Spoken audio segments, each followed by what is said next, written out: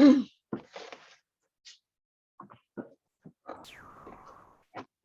Michelle. How are you?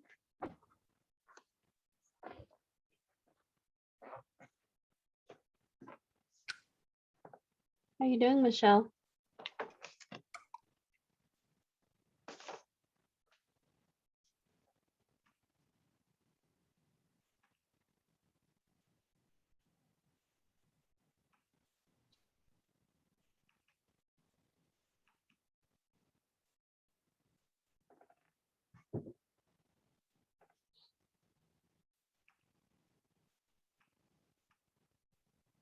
Yes, Lane, how are you doing? Okay. How about you? Good. I'm doing good. Thank you. Very warm outside. I had to go get some iPads for my class tonight. CIS-30E is doing some mobile configuration. Kevin, how are you doing? I saw your email. I'm sorry, I haven't had a chance to get back to you about your Raspberry Pi question, but I'll try to get to it tonight. Okay, good. We'll start in about a minute. We'll go over the lab.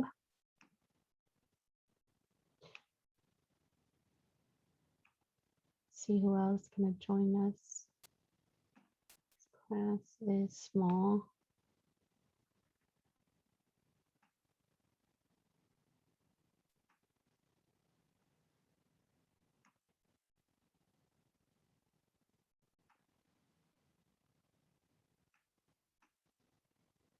Hi, Alex. How are you doing?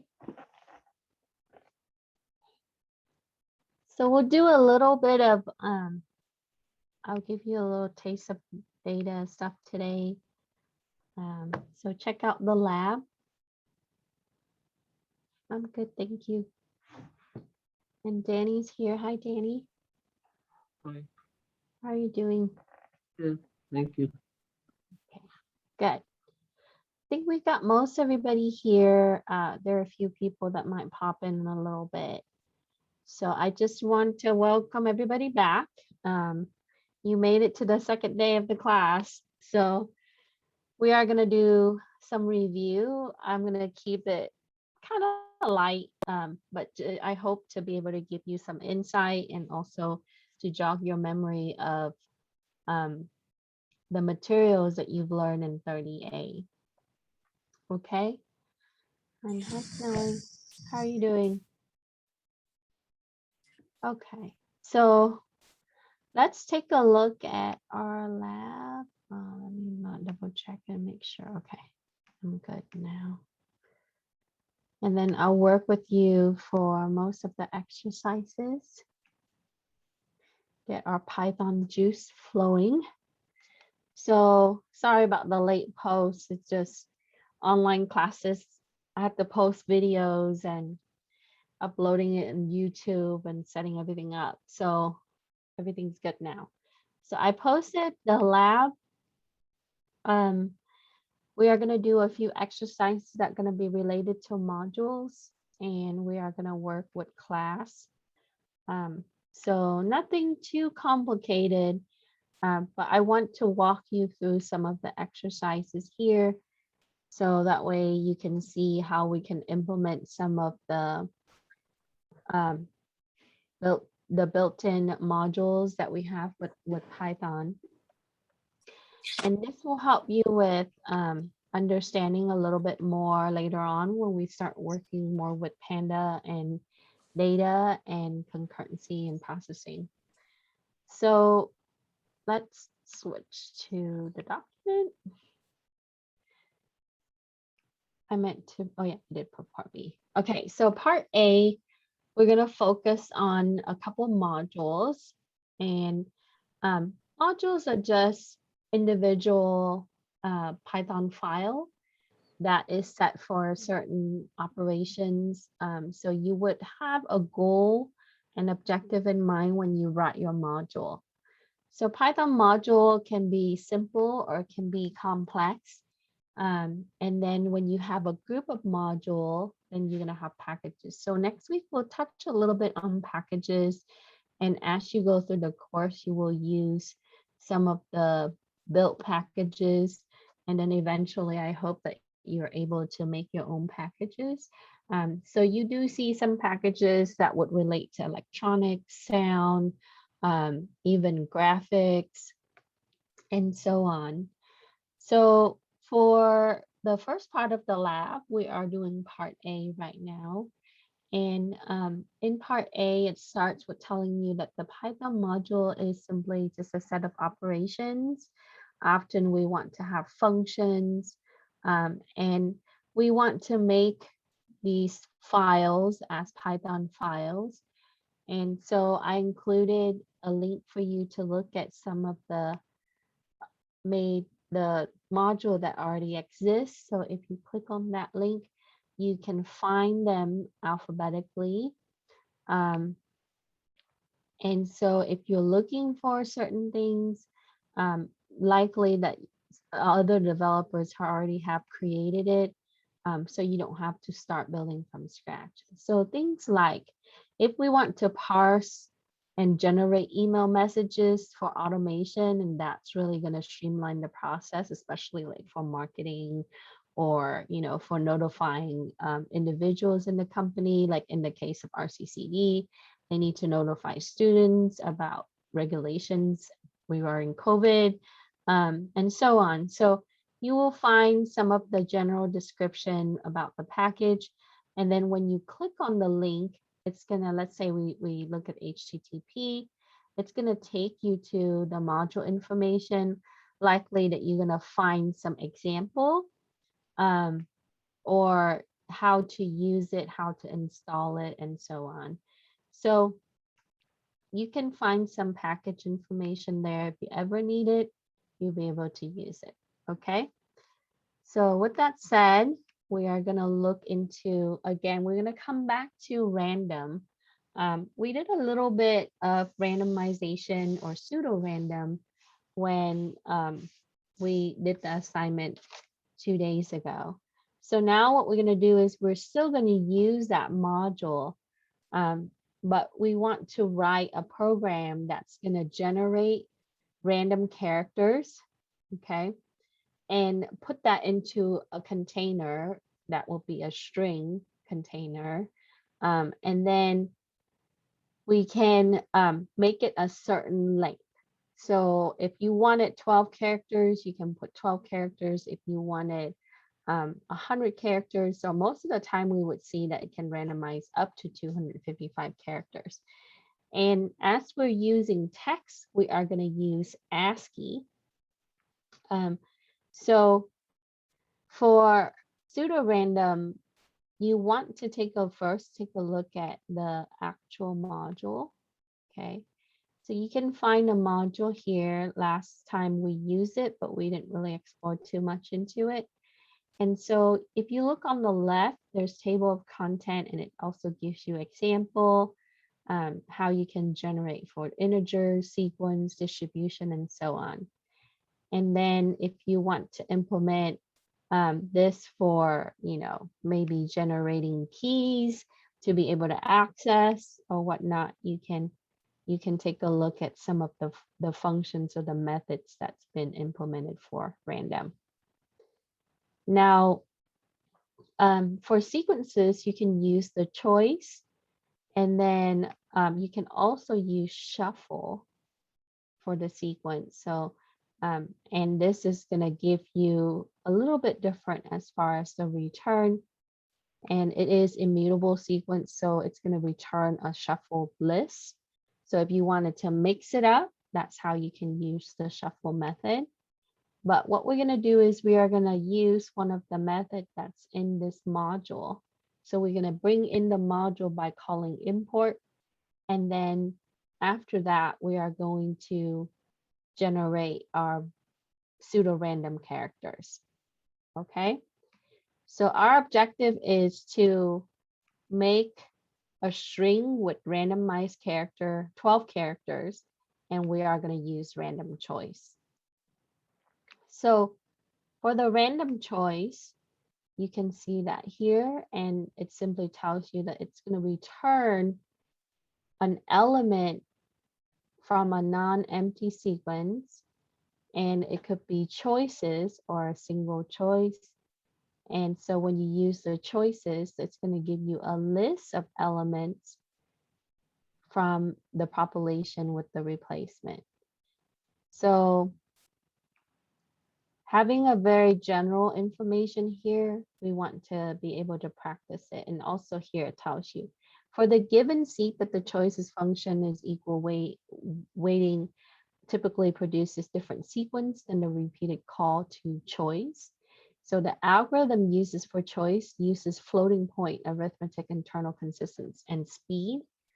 And the algorithm used by choice default to integer arithmetic and repeated selection to avoid small biases for rounding off errors. So keep in mind that when you're using the random.choice, this is happening in the background, that there is already an algorithm that's used.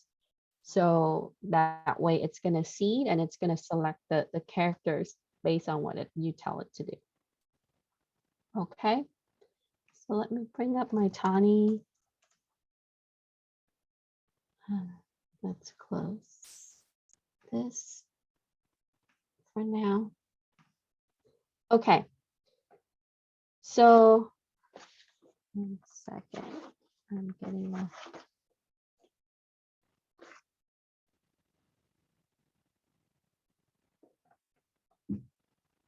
So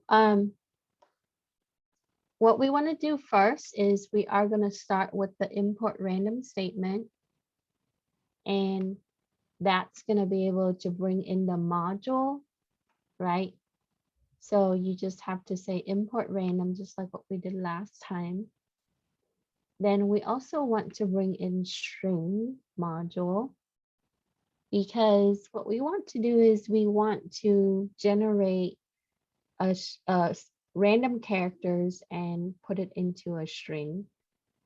Now, as you know, that text is going to be ASCII characters. So we want to be able to say that we are going to generate these texts and store it into the string. So we first are going to display the ASCII characters. So I simply do a print statement to show that I am generating random alphabetical character. And we are going to print random.choice. So in the print method, I would use the random.choice function. And what I want to do here is I'm going to pass string.ASCII letters. Okay.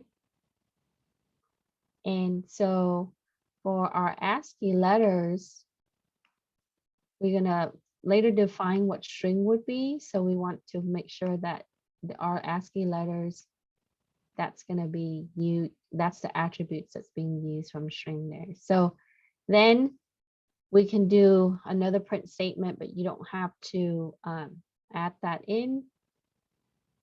Now I have a variable called max length, and we are going to use 255 characters first. So I wanted to show you that you can see 255 characters first.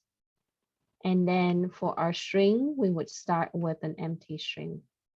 And then we're going to generate it. So it's going to iterate, and it's going to pull one character as it steps through, and it's going to place it into the string. So we are going to use the iteration with the for loop, and we're going to randomize it. So it's going to put the character, each character into the string. And it's going to do that, right? It's going to start and it's going to finish at 255. So if you don't declare the variable there, you can put 255 here.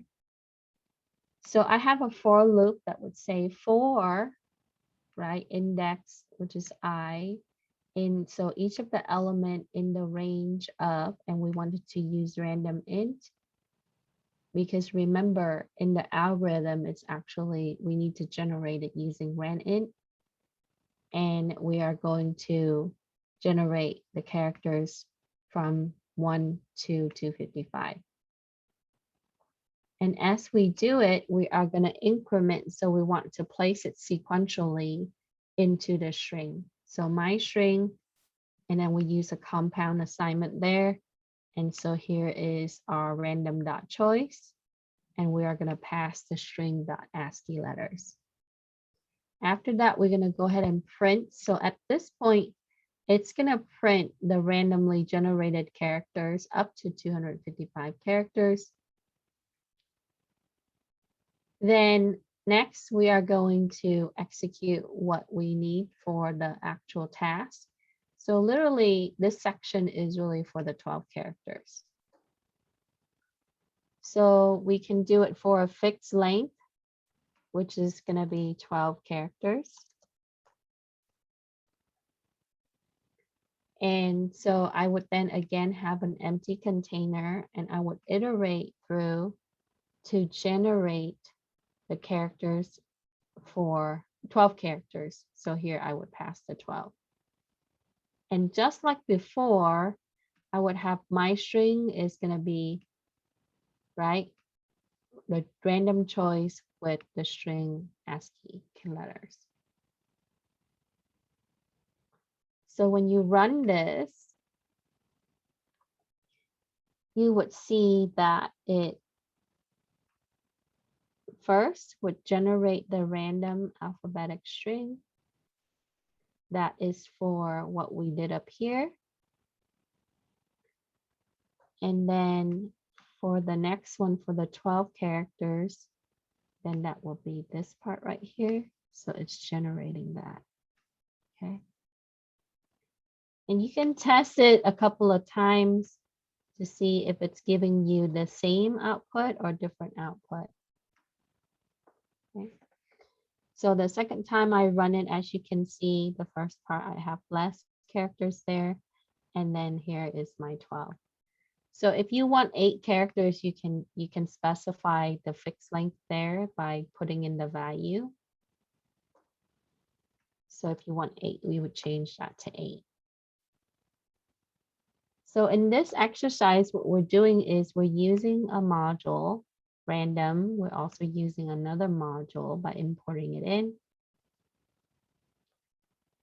And then we would set up the container. And then we would use iterative statement to be able to generate the string. And as we do that, we would increment that. So that way it would place the character sequentially. And then we print it. Okay. Do you have any question?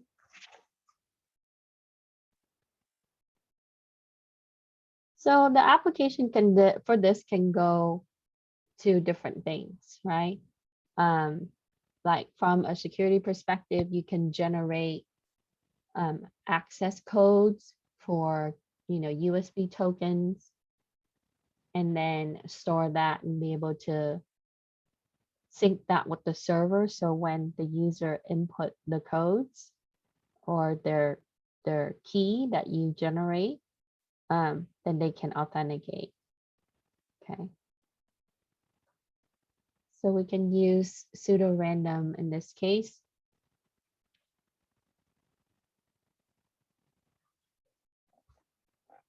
Any question?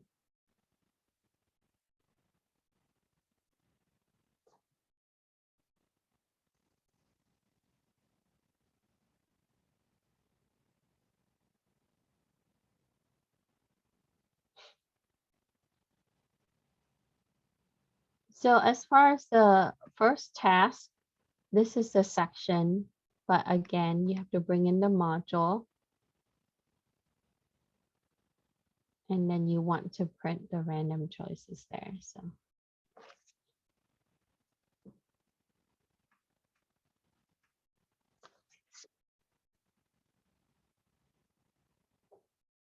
So if you just do one line like this, print random.choice, and then pass the ASCII letters, then you're only gonna get one. Okay. And then you can specify how many you want.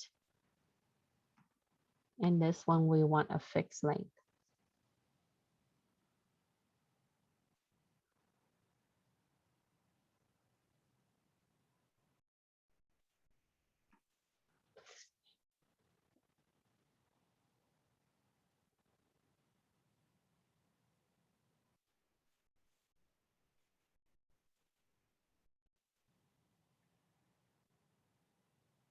questions?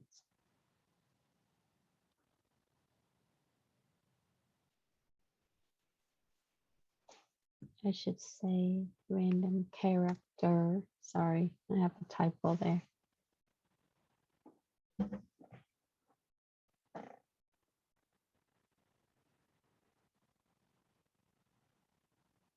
Any question with number 1?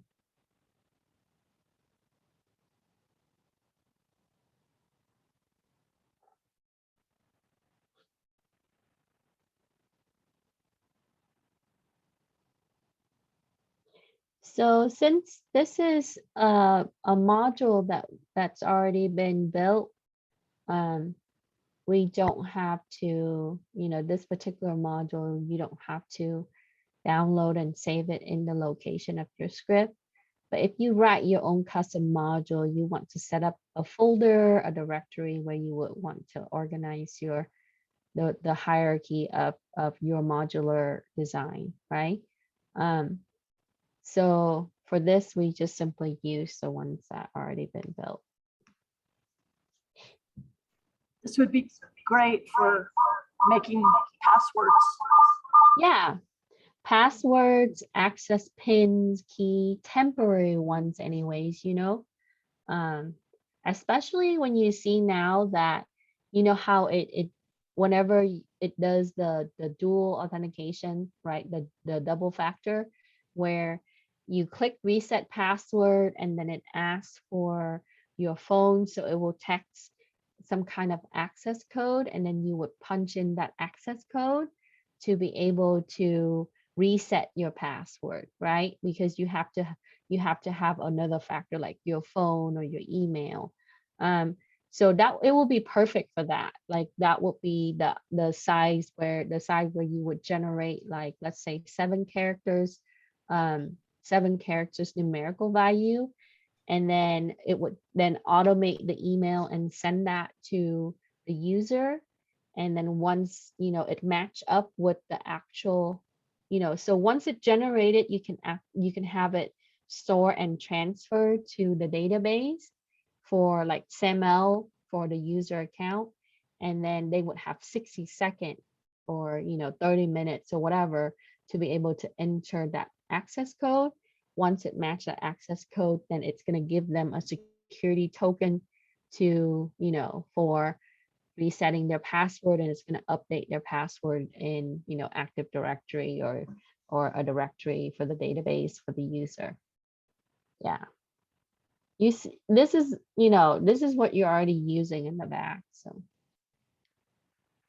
good point, Michelle.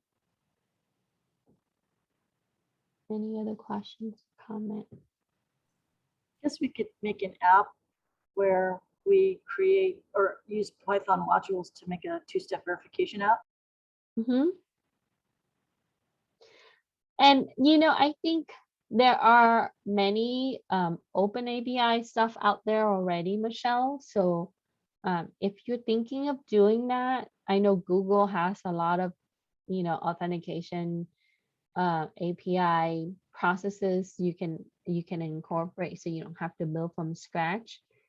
Now, bringing the data from one side to another, you might want to consider, because when we do this, we store everything locally to the memory. But when you start transferring it from your application to like a repository, like a database or a list, then you have to incorporate JSON, and JSON would be able to, because from the web front, you want to be able to generate a list of, your access code, and then take that list and bring it over to the database where it would be able to match it. So there's additional step that's involved in that. But yeah, you can definitely build an app from scratch if you like. I would try to find some already pre-built tool and then play with that, because why start from the beginning if you already have the tools? Other questions?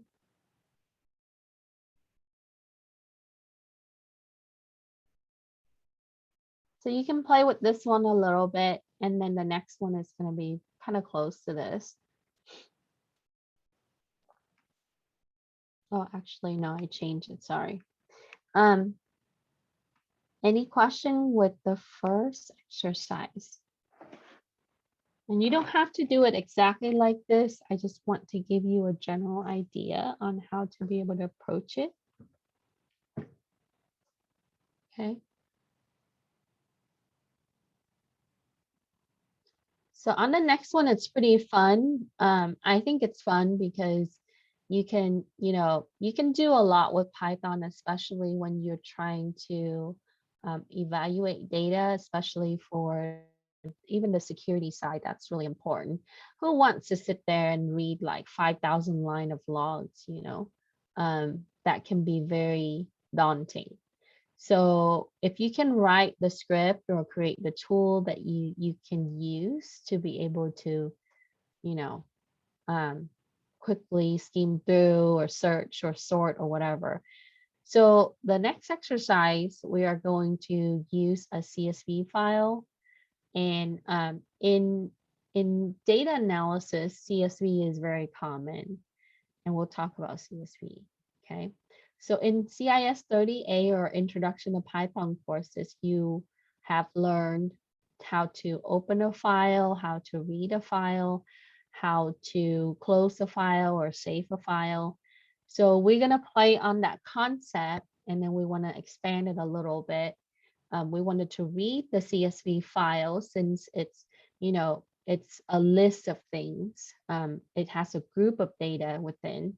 It can be a lot, so it all depends on how large or small your CSV file is. Okay. All right, so let's talk about the next one. And I'm fine with you choosing whatever data that you're interested in, and that's the whole point in this. But make sure that when you download the file, make sure it is CSV file, because there's HTML file, there's PDF, there's, different type of file for report purposes.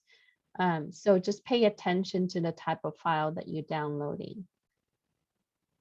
So CSV is comma separated values. And when you download the file, if you have Microsoft Office installed on your computer, it would show you little Excel icon to open up that file. Okay. It's commonly used for import and exporting format spreadsheets and database. So, when you're using like Google Forms, or when you're trying to do surveys, right? You see a lot of these web interface, they are going to give you the CSV file or some kind of spreadsheet like type of file. So to start, what we want to do is we can use these are the only two. I wanted to see if you wanted to find some stuff about your local city, or even about our government and things like that. So let's go to California Open Data. And there are some super fun stuff out there. I know Stanford has a repository where they keep all the stuff for, web reviews on products, social media postings on certain things. So there are a lot of different data sets that you can explore. Okay, so you're not limited to this. You can find other things that are CSV and you can use it. So if you go to the California Open Data portal, if you click on data sets, you will see that there are lots of data sets. Okay, now if you want to pick a certain topics, you can go to topics. And then let's say that I wanted to look into COVID-19. There are 79 data sets. Or water. Some CSV is very large. It depends on the type of data that you're working with. Or if you wanted to look into economy or demographics. Okay. And then it also broke down to like different county. And then they also have a way that you can narrow it down to a certain county by the zip code. So if you're not sure where to start, you can take a look at topic and then you can choose your data set. Now, as you notice that when you, so for example, if I wanted to download this one, data by zip code, right? If I click this, it's going to take me to this page. And when you take a look at the type of file, make sure that it is CSV file. Okay. I saw some in the open data one that's really interesting, that they evaluate like the most common baby names in United States, because the hospital, they, you know, as they do the birth certificate, they update the database. And based on that, that's how they're able to find first name of babies that are common for certain year. And it even have data from like 1970 something all the way to mid 2000s. So kind of interesting that, you know, all types of data sets that you can find on these websites. So you just have to find a CSV file. And then when you click download, it would put it into your download folder. Then what you need to do is you need to copy it and then bring it over to where your script is at. Okay, so make sure that it's in the same folder that you store your program, your Python program. Otherwise, you have to specify the path of that particular file. Okay. And some data sets are cleaner than others, you're gonna see. So I'll show you the one that I downloaded. It's like that. So this one is on the availability of groundwater in certain area. Like, is there a shortage of water in California in certain county? And so they record, you know, the data for groundwater there. And this one is a little large. Okay. So it tells you the location, the county, and so on. So I download the data, then I move it to the folder where my file would be, my program file would be. Then I would start with writing it. So the first statement that you would use is going to be import. And so we want to import CSV.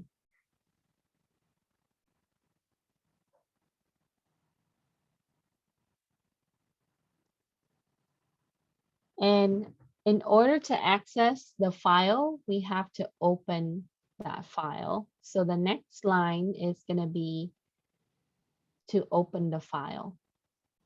Okay. So here is where I open file and read file.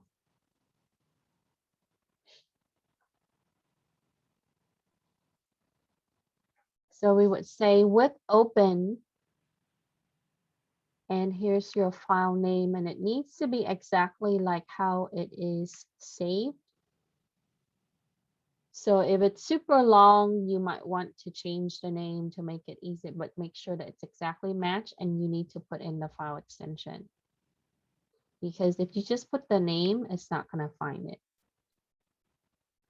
Okay.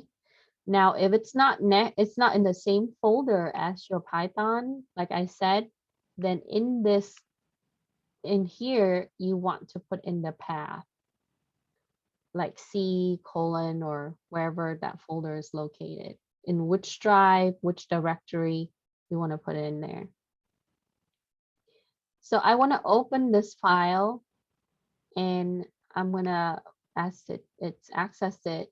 I'm going to name it, I'm going to give it an identifier CSV file. And then I create an object called fReader. So that's my file reader.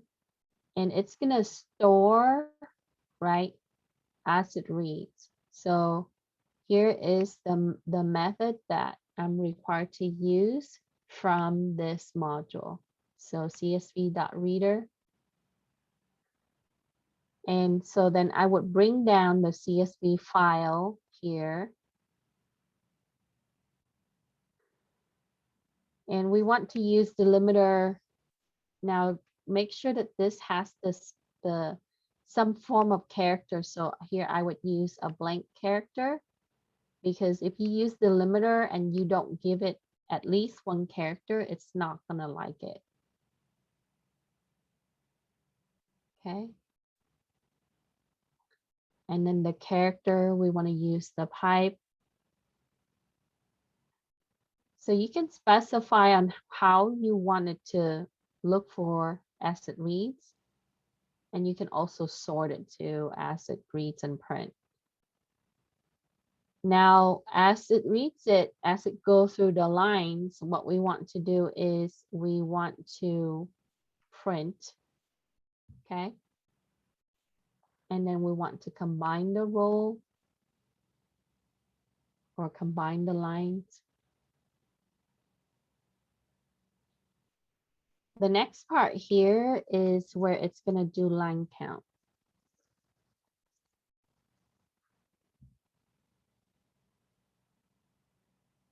So I would have count lines is going to be the length of my list.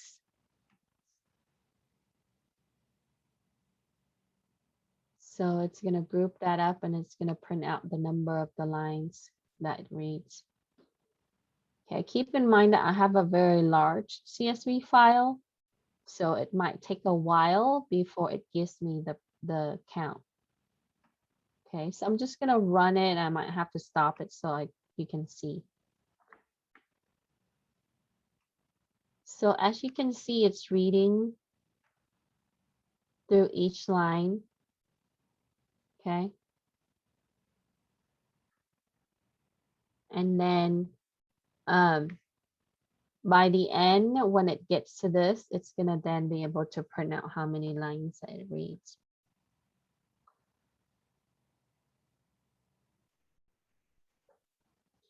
So how can this be useful for us, right? For those of you who are going in or you are in cybersecurity now, the analysis comes, your analysis is going to come from the logs, like I said, and logs are either .log or .csv file. So what you can do is you can open the file and then you can set it up. You can even use search and sort method to be able to kind of filter out some of the things that you don't need. Okay. And so, and then we can print out the things that we want to see. So ultimately, it's really allowing you to begin to build like a report engine. And this is at the minimal level. So all it is doing the read and it's counting. And there are other methods that you can use in order to, expand your program for different or better purposes. Okay. Sorry, I missed what you said about the last argument in the CSV reader. What is the oh, right here. Yeah. So for the delimiter, you would need some kind of character there. And then this is for your pipe. So you can put in the character that you want to be able to seek in the actual file itself. Okay. Because I'm going to stop this right now. Okay. So now the way that you want to design that is the best way is to really take a look at your CSV file. Okay. The way that CSV is designed is that it would separate either using a comma or using some kind of pipe.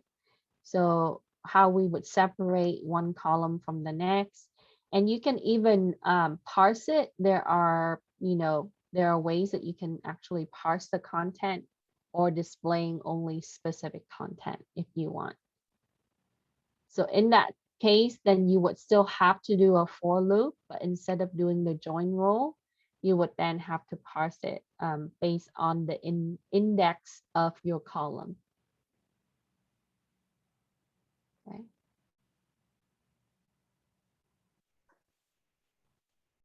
Now, the best way to really approach and find out what can you do with that particular module is, sorry, let me go back to here. I put a link for you to check out there. And I use the example that they have here mostly, this one right here, to read. And then you can also write to it, update it.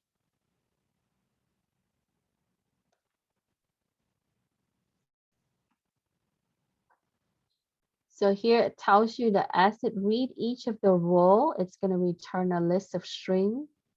No automatically data type conversion is performed unless the quote non-numeric format option is specified. So as it read the file object, it should open as a new line so you can see. Okay.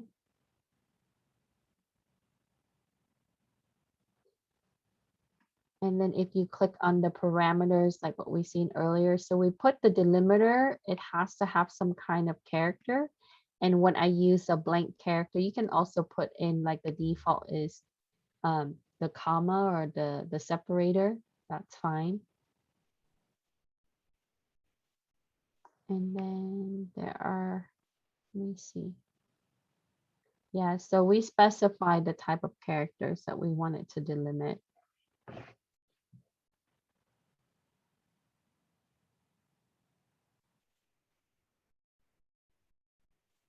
And the quote chart that you see for the third part that Michelle just asked, right? That would, so with that, you would want to specify like what that would be when it moved to the following character. So in the case where if you use escape char, then you can have that move to the following character because it's escape. So take a look at the documentation.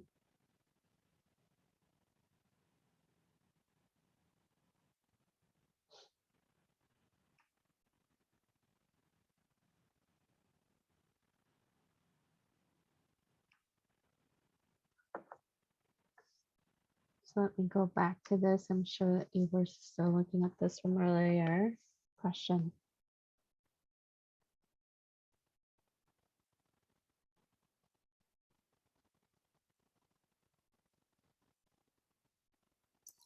So Professor, Mm-hmm. I was wondering, if a worker was looking at the event logs, they look at the logs to make sure everything is like there's no security threat or something, or Yeah.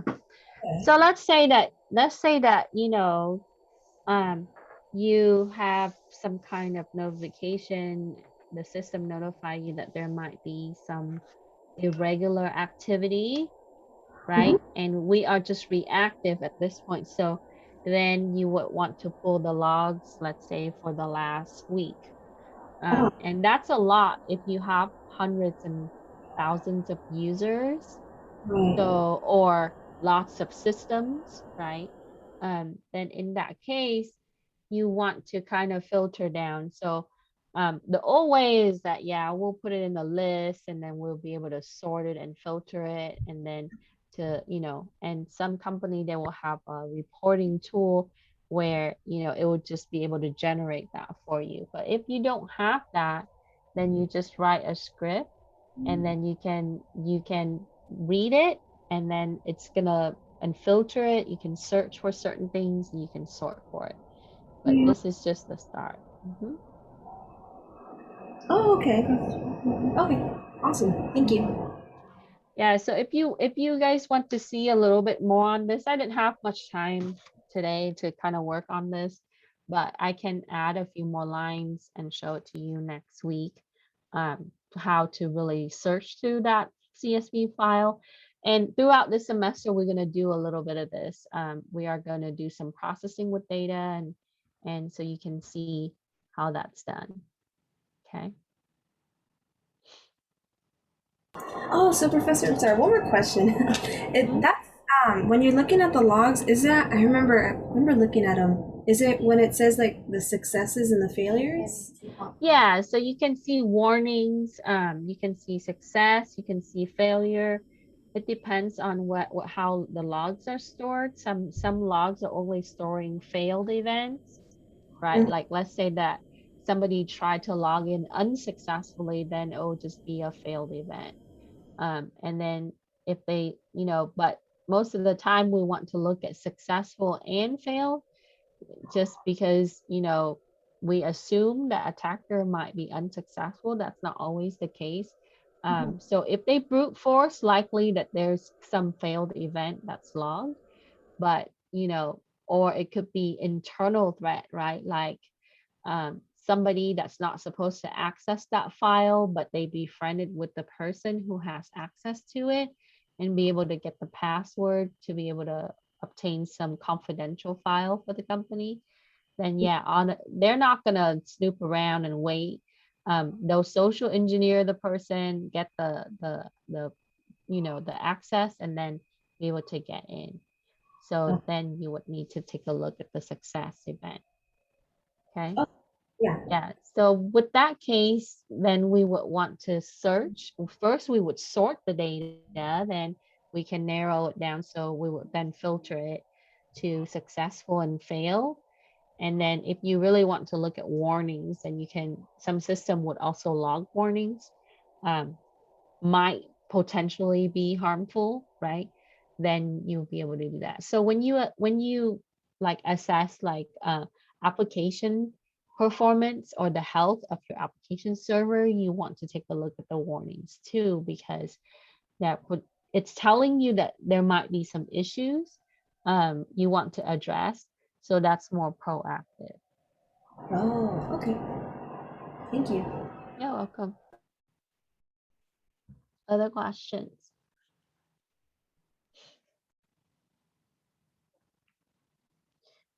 All right. So that's number 2. Okay. And if you don't like the California data, you can go to, sorry, I can't click today, to open data. And there are other countries' data too, but here you can search for certain criteria there, or you can click on data and then you can find out. So this has more, this is national, right? This is only one repository that you would get, but there are lots more. Okay. UC Berkeley, they do data science and they have a lot of different links that they use for their data class.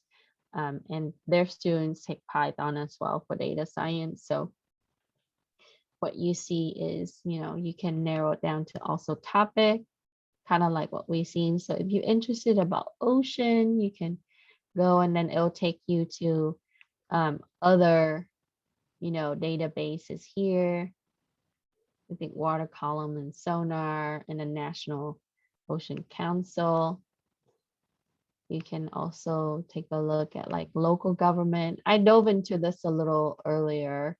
And then you can look at like the county. So localgovernmentdata.gov. And then you can narrow it down to where you live and so on.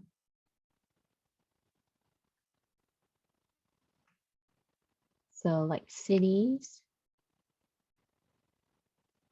And then it tells me that, so if I want to take a look at like school district stuff, class size, there's a lot of that for the public school. Recycle water, and so on. Okay.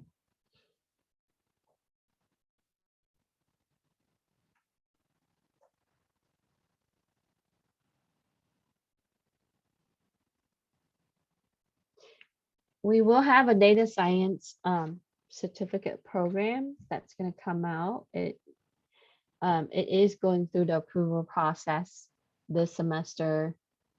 It usually take a little, like a year and a half to close to 2 years to come back approved. And those courses, we have started articulation with UCR, UC Davis, UCSD, UC Berkeley. Who else?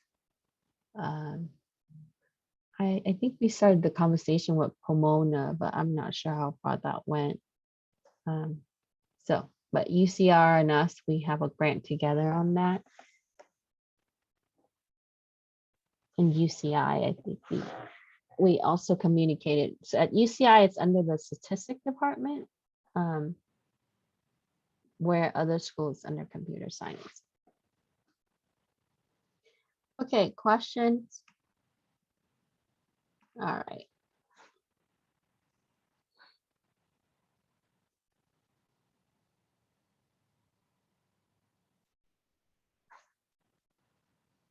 So you can try out other methods, okay? Like, I just give you just an example so you can take a look at the documentation and try. All right, let's look at the next one if you don't have any question on that.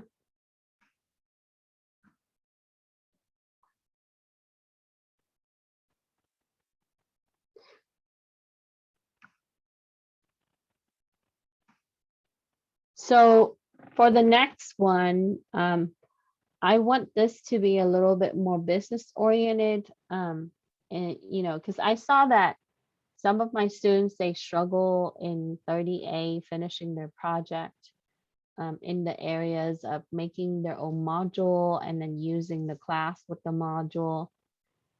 So I just wanted to touch back on this and show you at least a simple program that has 2 files, and so you can have an idea of how that's done.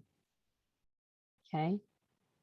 So when you start designing these things, you wanted to first start with the simple and then scale it out, because if you start with a very large scope, right? Like I know that you love modular programs, so you might want to write 12 modules. That's great. But let's start with something like super simple, like just name, address, maybe, ID number or something like that, and then scale it out. Okay. And then we can add more modules to it as we go. So for number 3, this is when we're going to create our own module.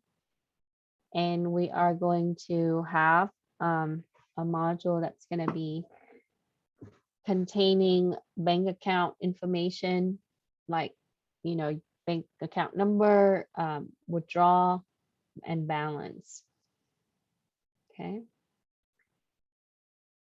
So the program has to contain some kind of custom module, class, and objects. And, this is, for some students at the beginning of Python, this could be difficult, but it's not that difficult. Okay.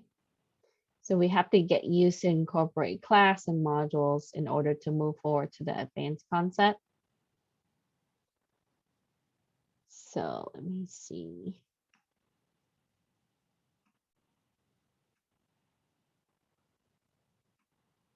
Oh.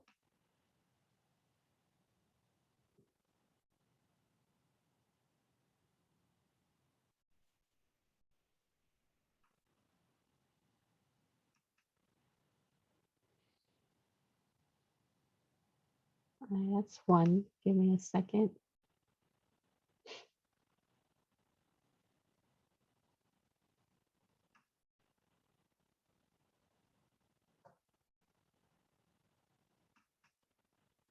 It's the second one.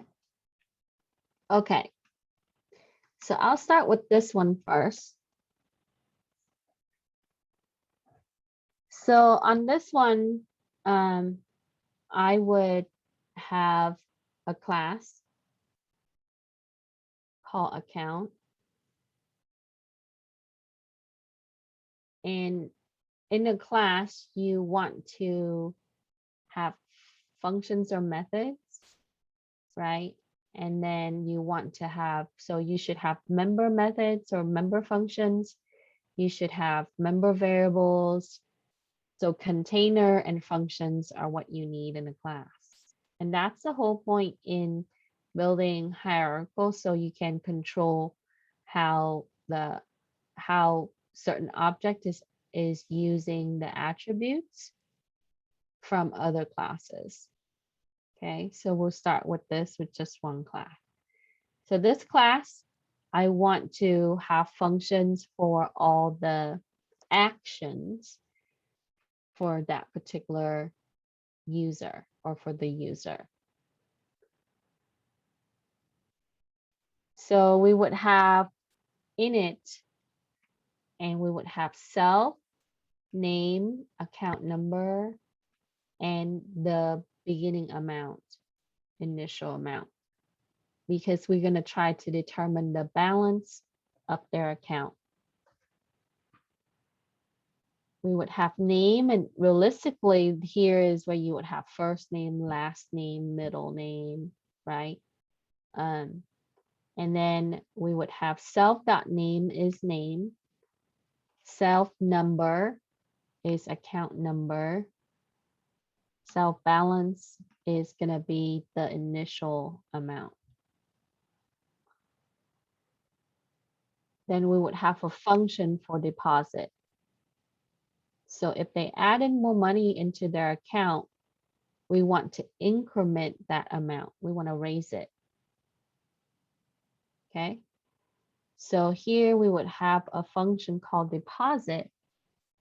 And for the argument, we would then pass self and amount. And keep in mind that, remember, this is just a placeholder. Okay. Then for the balance, it's going to be amount add with the initial amount. Okay. So if I deposit $100 and I start with $500, then I would have $600 there. Then we got to take away the money if they withdraw. So I have a function called withdraw. And again, I would pass self an amount. And then my balance would be subtracting.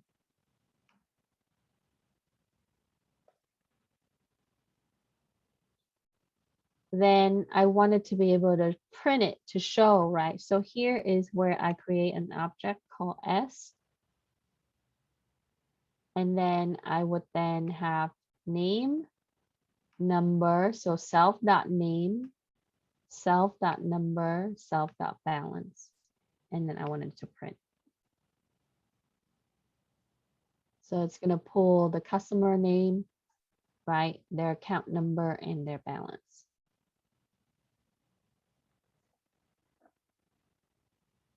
Question. So in this class, we are just, we define the member functions.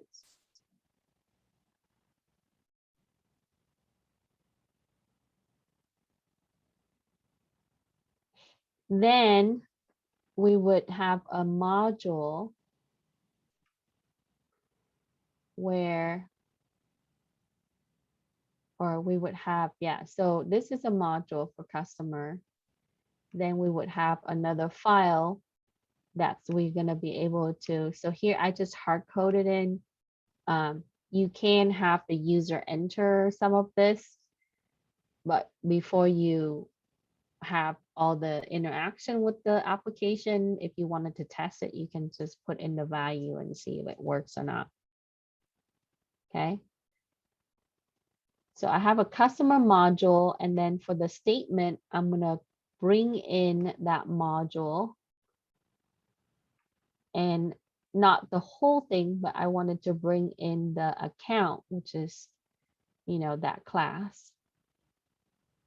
And then I want to be able to use the value that I specify here to update it. So I have two accounts. Let me separate this so you can see. The first account, this is object A1. and that account belongs to John Doe. So what happens here is when you specify the data in the parameter here, it's going to take that data and it's going to update, right? Using the function here. Okay. And then I have a second object, which is A2, the second account for Jane Doe. And then I would give it some kind of value there.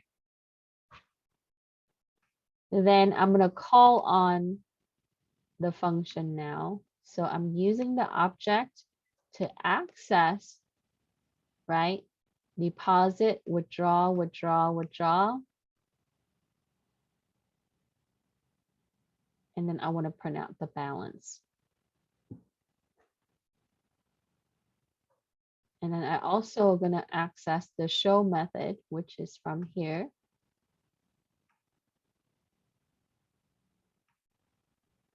So when I run this, it's going to tell me that account 1 balance is 43,500, account 2 balance is 59,500, right? And the account 1 is John Doe, that's the phone number, that's the balance, because we use that here, okay, to print. And then account 2, it's going to show that here. Okay.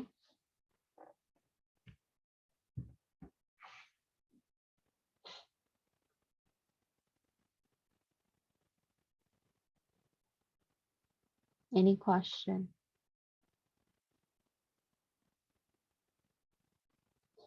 So if I want so now I know that it's working, what I can do is I can add the user interaction now, right? I would want to prompt the user, right? How much you want to deposit. And then, you know, take that and pass it into here. Instead of typing in 1,000, I can say, you know, deposit amount, that's going to go there. And then I would ask the user, do you want to withdraw any money? If they press yes, so I would write the condition, if yes, right? Then they would input the value that they wanted to withdraw and then pass that variable in here and so on. Okay. Then after that, it's still going to give me the balance. So at this point, you can see that, oh, well, if it works for the value already, then I can just add in some of the prompt, the interaction, apply the conditions, right? I can do a while loop, prompt the user. It's always going to ask the user, right? How much money you want to deposit? Then they type in the value, store it into the variable, pass that variable when deposit is called here. Then ask them, do you want another transaction? When they say yes, withdraw deposit, and then use a variable, pass the variable again, and it can be continuous. And then if you want to be more thorough, you can say, do you want to log out? Once they log out, right? So the only thing that we're probably missing here is maybe a transfer, right? You know, you can create another function called transfer, and then we can do transfer funds from one account to another, and so on.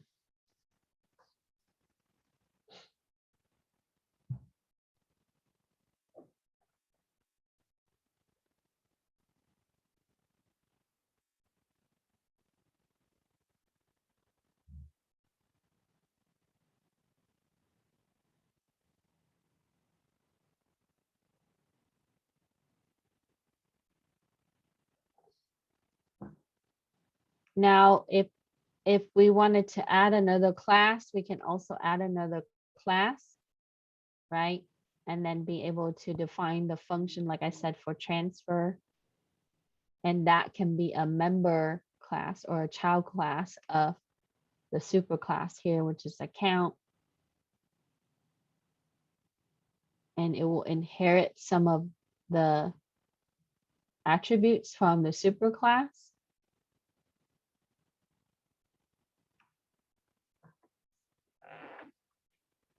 So this exercise shows you how you can use object, how you can use module, how you can use class. And this should be walk in the park for most of you, because most of you already did your project, right, in 30A, either a while back or in the last semester.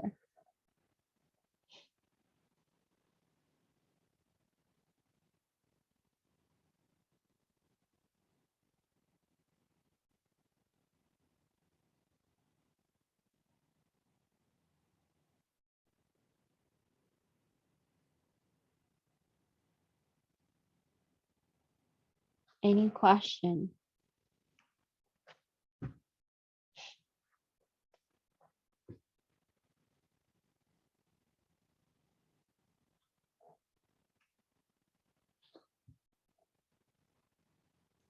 So in the last semester, when I taught 30A, I had the student do a finance application. So similarly, you can tweak this and kind of play with it and see, right, how much you want to save, how much is your expense, and then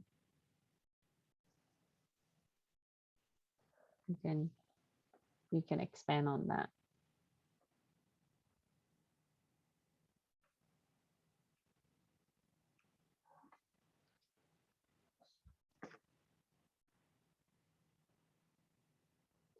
So all your assignments and lab are due by Sunday. So if you don't have it turned in today, that's okay. You do have a few more days to complete it and submit it. It is open until September. But if you finish it on time, just turn it in for full credit.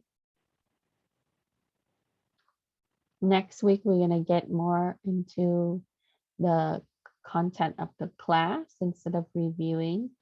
There will be time that I would have a little bit of review, but for most part, we have to cover the objectives of the course. Okay. And we will revisit some of this. Okay. Other questions?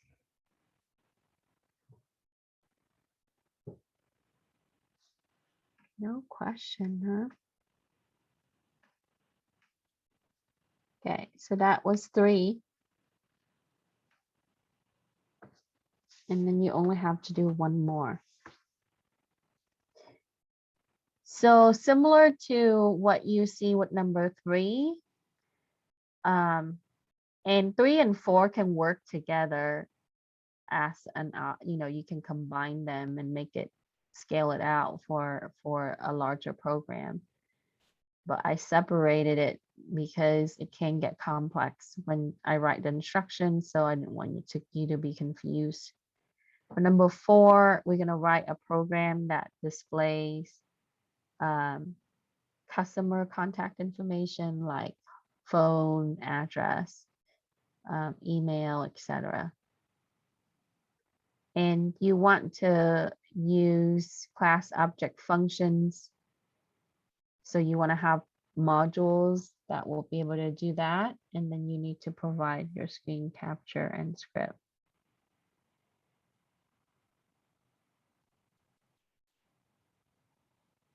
Okay. So how would you approach this?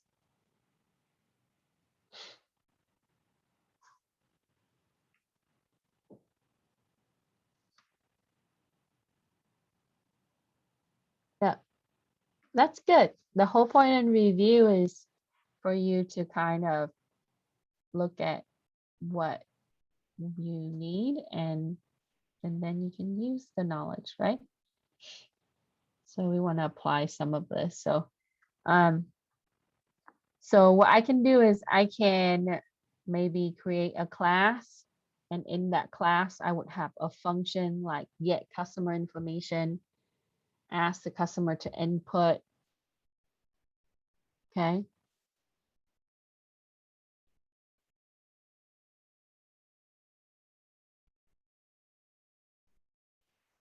Give me 1 second. Let me pull up the file.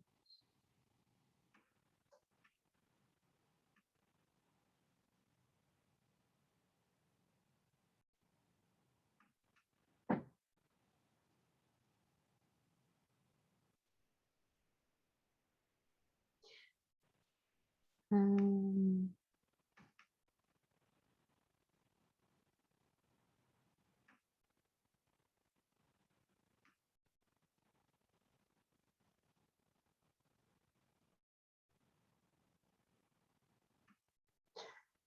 I ended up doing 3. So I ended up having 2 modules. Let me show you. And then it's not complete. So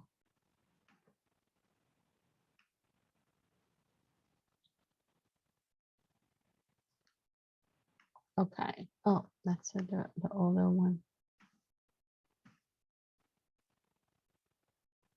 Okay, so I ended up doing three separate files. 2 of them are module and 1 main program. Okay, as you can see here by reading the statement. So, but I kind of wanted to run through it briefly, and then you can work on this on your own so you can program, because my former students accuse me that I give my student answers to everything. So I want to challenge you to complete it on your own. Okay, so we'll start with this one. I have another, so they all work together. That was my initial idea, to be able to incorporate one instead of writing a very large program. Modular approach is to break it up into 3 pieces. So I have a module called client, and I'm going to import that into another one called contact.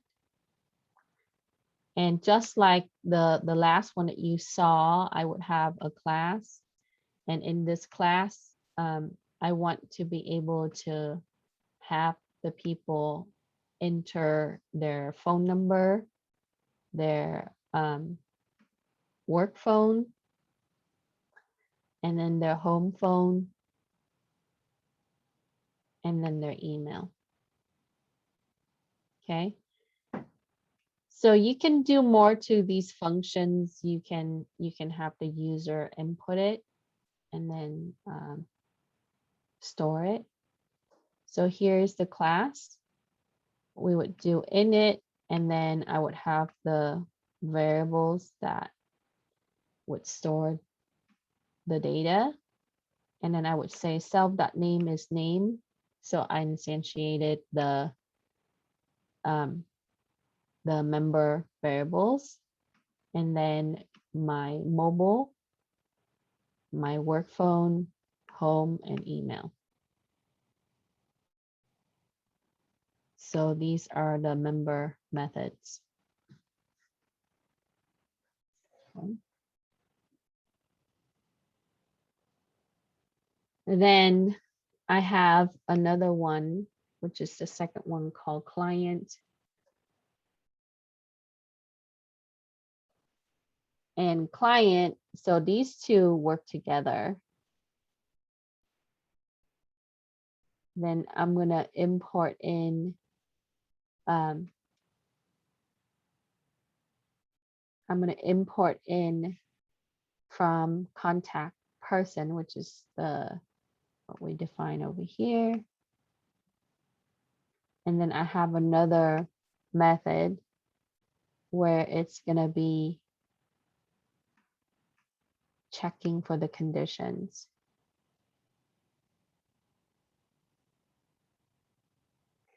Then I have a third file, and this is the main. And keep in mind that I'm not done. So, so here I would then import in the other 2, and then I would create the object, just like the last one that you saw. I hard code everything in first to test. So I would have Joe Smith, phone number, email address, Jane Rodriguez, phone number, email address. And then that would be stored into a list. And, you know, as I was thinking about it now, maybe I should just make things more of a dictionary instead, but it's just simplified right now. Okay.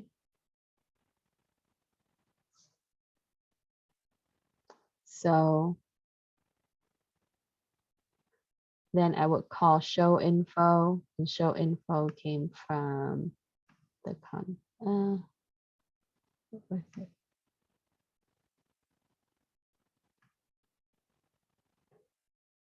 Oh yeah, from the client.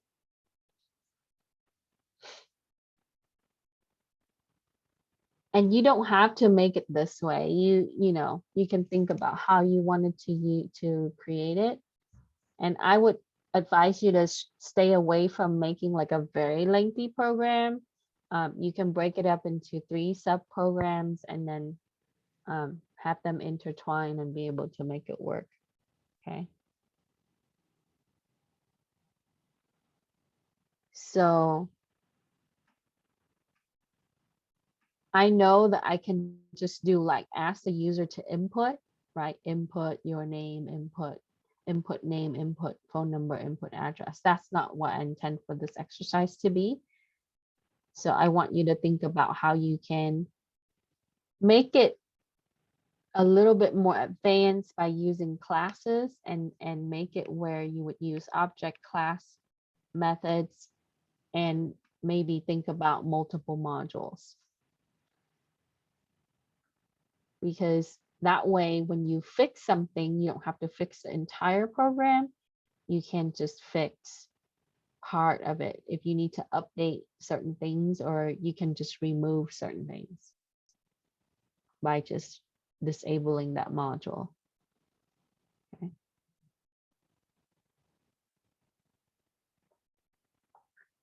Any question?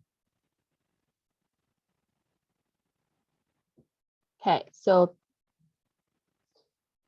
work on number 4.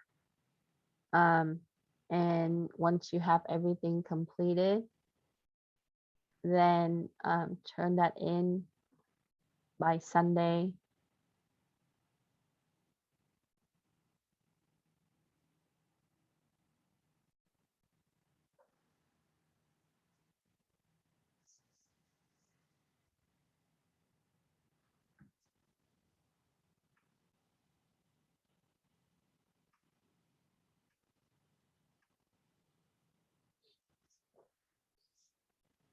Okay, anything? No, that's all she wrote for today. I wanted to just give you 4, so I don't want you to feel overwhelmed for the first week.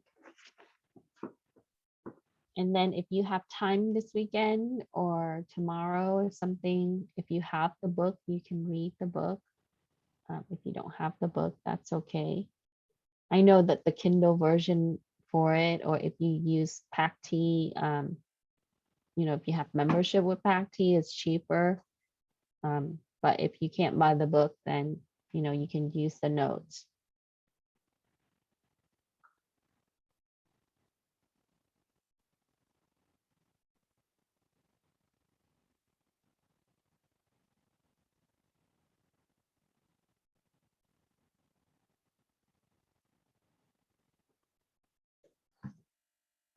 Okay, so let me stop share.